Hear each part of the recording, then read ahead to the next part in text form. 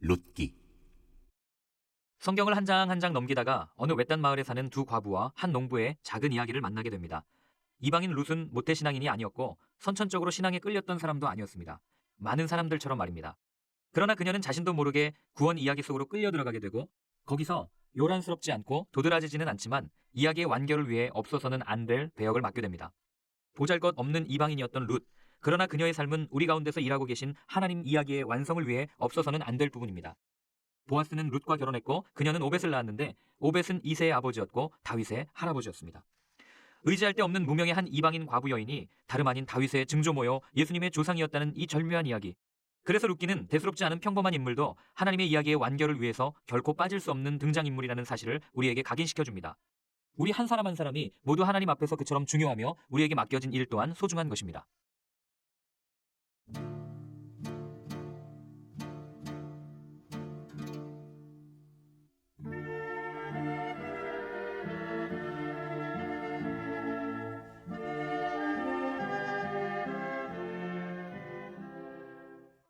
일장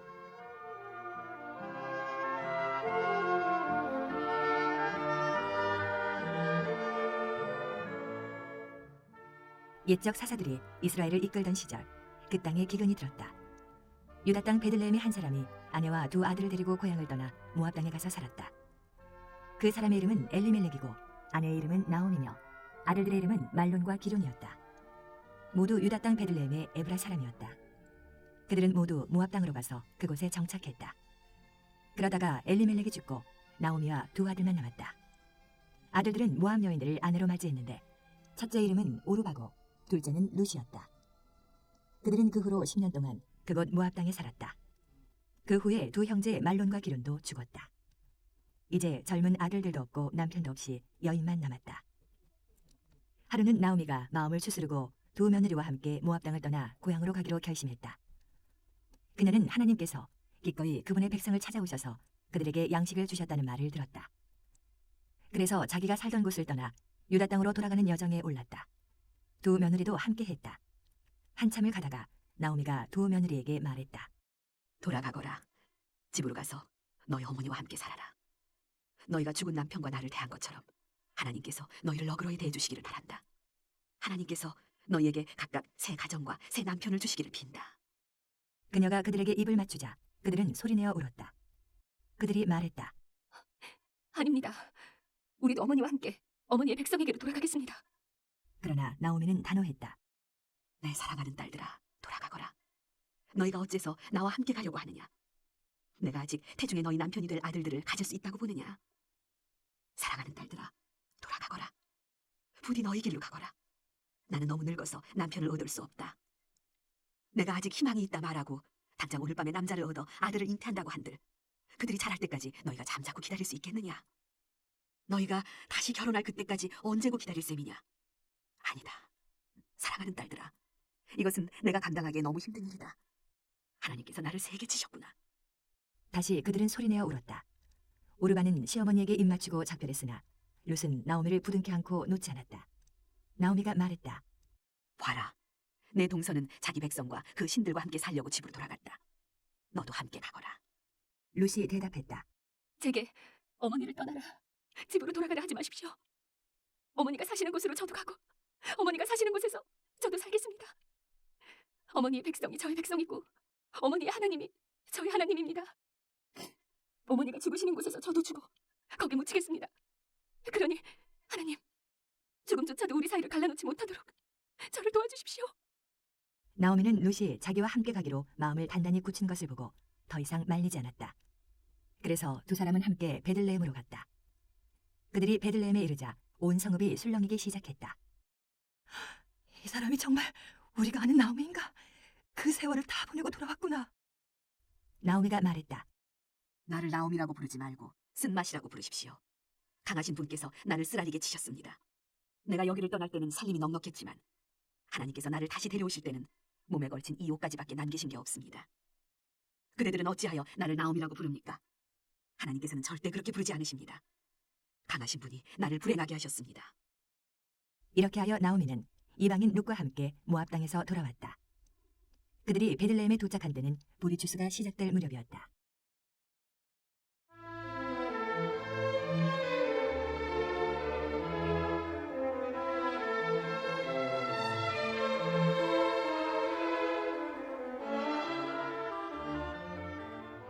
2장.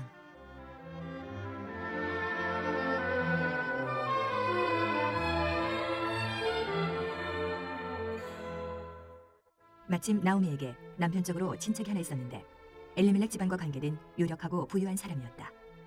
그의 이름은 보아스였다. 하루는 모압 여인 루시 나오미에게 말했다. 일을 해야겠습니다. 나가서 추수하는 사람 중에 누군가가 저를 친절히 대해주면 그 사람을 뒤따라가며 곡식단 사이에서 이삭을 줍겠습니다. 나오미가 말했다. 그렇게 해라, 사랑하는 딸아. 그리하여 룻은 밭으로 나가 추수하는 사람들 뒤를 따라가며 이삭을 줍기 시작했다. 마침내 룻은 자신의 시아버지인 엘리멜렉의 친척 보아스 소유의 밭에 이르렀다. 얼마 후에 보아스가 베들레헴에서 왔다. 그는 추수하는 일꾼들에게 인사했다. 하나님께서 자네들과 함께 하시기를 비네. 그들도 응답했다. 하나님께서 주인님에게 복 주시기를 빕니다. 보아스가 농장 일꾼들을 맡은 젊은 종에게 물었다. 저 젊은 여인은 누구인가? 어디서 온 사람인가? 그 종이 말했다. 모압 땅에서 나오미와 함께 온 모압 여인입니다. 저희 여인이 추수하는 사람들 뒤를 따라가며 곡식단 사이에서 이삭을 줍게 해주십시오 하고 승낙을 구했습니다. 이른 아침부터 지금까지 잠시도 쉬지 않고 여태 일하고 있습니다. 그러자 보아스가 룻에게 말했다. 내 딸이여, 들으시오. 이제부터는 다른 밭으로 이삭을 주우러 가지 말고 여기 이 밭에 있으시오. 내 밭에서 일하는 젊은 여인들 곁에 있으면서 그들이 어디서 추수하는지 잘 보고 그들을 따라가시오. 아무것도 걱정할 것 없소. 내가 내 종들에게 그대를 괴롭히지 말라고 지시해두었소. 목마르거든 가서 종들이 길어온 물통에서 얼마든지 물을 마시도록 하시오. 룻은 무릎을 꿇고 얼굴을 땅에 대며 절했다. 어찌하여 저를 따로 지명하여 이렇게 친절히 대해주시는지요. 저는 한낱 이방 여자에 불과합니다. 보아스가 룻에게 대답했다. 그대에 관한 이야기를 내가 다 들었소. 그대의 시아버지가 돌아가신 뒤로 그대가 시어머니를 어떻게 대했으며 또 어떻게 그대의 부모와 그대가 태어난 땅을 떠나 낯선 사람들 틈에 살려고 왔는지도 들었소. 그대가 한 일에 대해 하나님께서 갚아주실 것이요. 그대가 하나님의 날개 아래 보호를 받고자 왔으니 그분께서 그대에게 후히 갚아주실 것이요.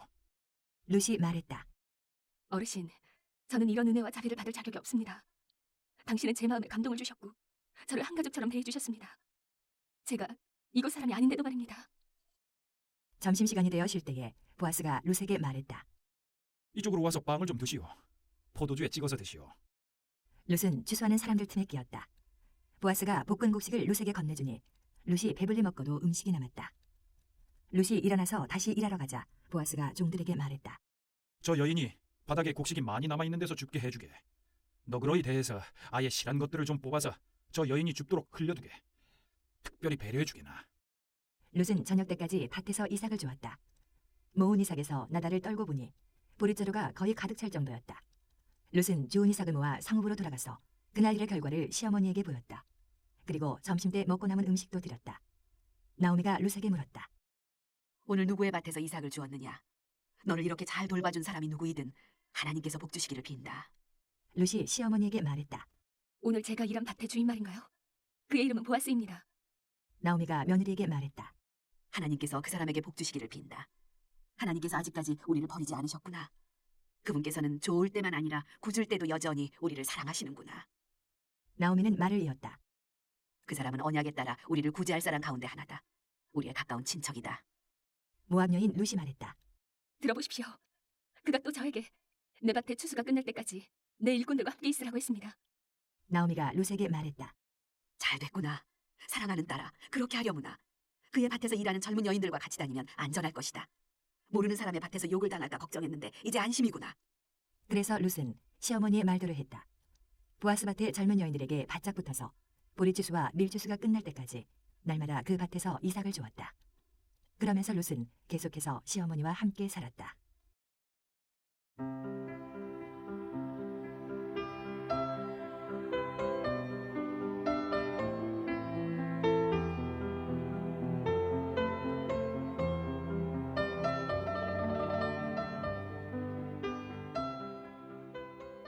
(3장)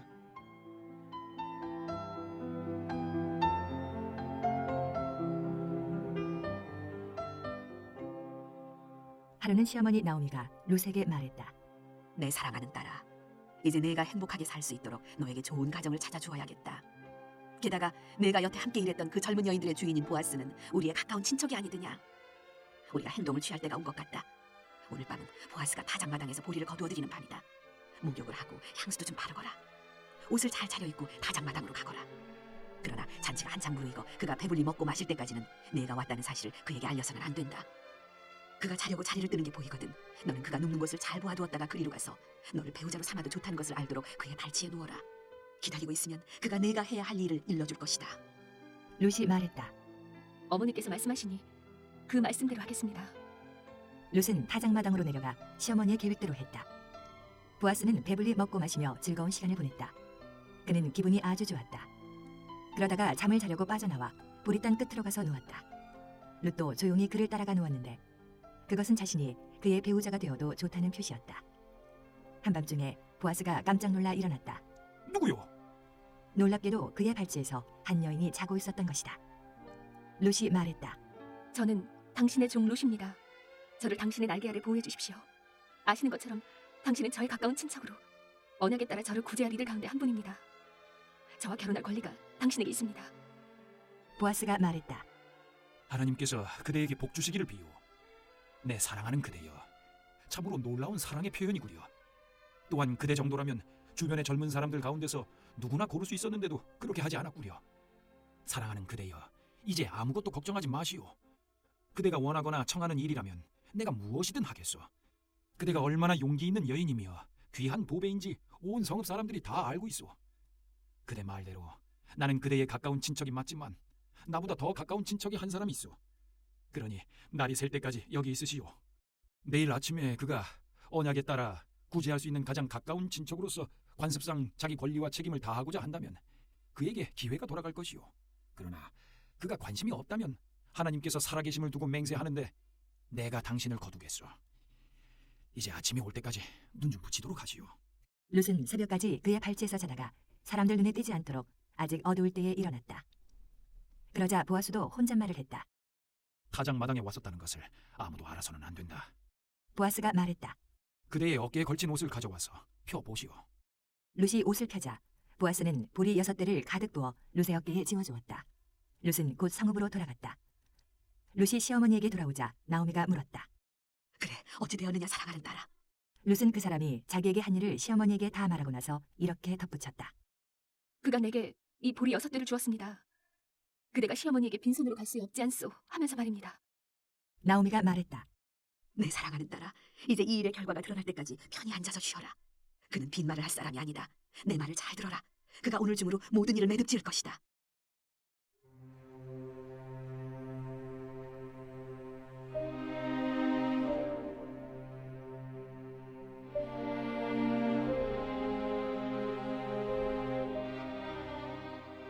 사장.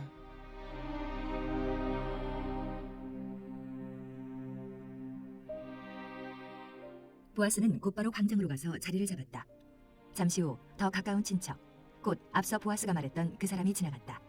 보아스가 말했다. 여보시오, 잠시 이리로 와서 좀 앉으시오. 그가 와서 앉았다. 보아스가 성읍 장로들 가운데 10명을 함께 불러 모아놓고 말했다. 여기 우리와 함께 앉아주십시오. 우리가 처리해야 할 일이 있습니다. 그들이 와서 앉았다. 보아스가 친척에게 말했다. 우리 친척 엘리멜렉에게 속한 토지를 얼마 전에 모압 땅에서 돌아온 그의 과부 나오미가 팔고자 하오. 그대도 알아야 된다는 생각이 들었소. 원한다면 그대가 그 땅을 되사시오. 여기 앉아있는 사람들과 성읍 장로들 앞에서 공식적으로 처리하면 될 것이오. 우선적으로 구제할 권리가 그대에게 있어. 그대가 원하지 않으면 내게 말하시오. 그러면 내가 알아서 하겠소. 순서상 그대가 먼저고 나는 그 다음이오. 그러자 그가 말했다. 내가 사겠소. 이에 보아스가 덧붙였다. 그대도 알다시피 그대가 나오미한테서 그 밭을 살 때는 우리 죽은 친척의 과부인 모압 사람 룻도 함께 취해야 하고 구제하는 자로서 그 여인과의 사이에 자녀를 낳아 그 집의 유산을 물려받게도 해야 하오. 그러자 친척이 말했다. 그건 못하겠소. 자칫하면 내 집의 유산이 위태로워질 테니 말이오. 그냥 그대가 사시오. 나는 못하겠으니 내 권리를 그대한테 넘기겠소. 옛적 이스라엘 사람들이 재산과 유산 문제에 관한 공식 업무를 처리할 때는 자기 신발을 벗어 상대방에게 주곤 했다. 이스라엘에서 이것은 인감도장이나 개인 서명과 같은 것이었다. 그래서 보아스의 구제하는 친척도 그냥 그대가 사시오 하고 말한 뒤에 자기 신발을 벗어주는 것으로 계약에 서명했다. 그러자 보아스가 그날 성읍 광장에 있던 장로들과 모든 백성에게 말했다. 내가 엘리멜렉과 기련과 말론에게 속한 모든 것을 나오미한테서 산 것에 대해 오늘 여러분이 증인입니다. 여기에는 말론의 과부인 이방 여인 룻에 대한 책임도 포함됩니다. 나는 그 여인을 내 아내로 맞아 죽은 자의 이름을 그의 유산과 함께 잇겠습니다. 죽은 자의 기억과 명성이 이 집에서나 그의 고향에서 사라지지 않도록 할 것입니다. 바로 오늘 이 모든 일에 여러분이 증인입니다. 그날 성읍 광장에 있던 모든 백성이 장로들과 뜻을 같이하여 말했다. 예, 우리가 증인입니다. 하나님께서 당신의 집에 들어오는 이 여인을 이스라엘 집안을 세운 두 여인 곧 라헬과 레아 같게 하시기를 빕니다. 하나님께서 당신을 에브랏에서 기둥이 되고 베들레헴에서 유명해지게 하시기를 빕니다. 하나님께서 이 젊은 여인을 통해 당신에게 자녀들을 주셔서 당신의 집이 다말과 유다 사이에 태어난 아들 베레스의 집과 같게 되기를 빕니다. 보아스는 룻과 결혼했고 룻은 그의 아내가 되었다. 보아스가 룻과 잠자리를 같이 했다. 그러자 하나님의 은혜로운 선물로 룻이 임신하여 아들을 낳았다. 성읍 여인들이 나오미에게 말했다. 하나님을 찬양합니다. 그분께서 그대를 생명을 이어갈 가족이 없는 상태로 내버려 두지 않으셨습니다. 이 아이가 자라서 이스라엘에서 유명해지기를 빕니다. 이 아이가 그대를 다시 젊어지게 하고 노년의 그대를 돌볼 것입니다. 이 아이의 어머니이자 그대를 이토록 사랑하는 이 며느리는 그대에게 7 아들보다 귀합니다. 나오미는 아기를 받아 품에 안았다. 꼭 껴안고 다정히 속삭이며 지극정성으로 돌보았다. 여인들은 이 아이를 나오미의 아기라고 부르기 시작했다. 그러나 그의 진짜 이름은 오벳이었다. 오벳은 이새의 아버지였고 다윗의 할아버지였다. 베레스의 족보는 이러하다. 베레스는 헤스론을 낳고 헤스론은 람을 낳고 람은 암미나답을 낳고 암미나답은 나손을 낳고 나손은 살몬을 낳고 살몬은 보아스를 낳고 보아스는 오벳을 낳고 오벳은 이새를 낳고 이새는 다윗을 낳았다.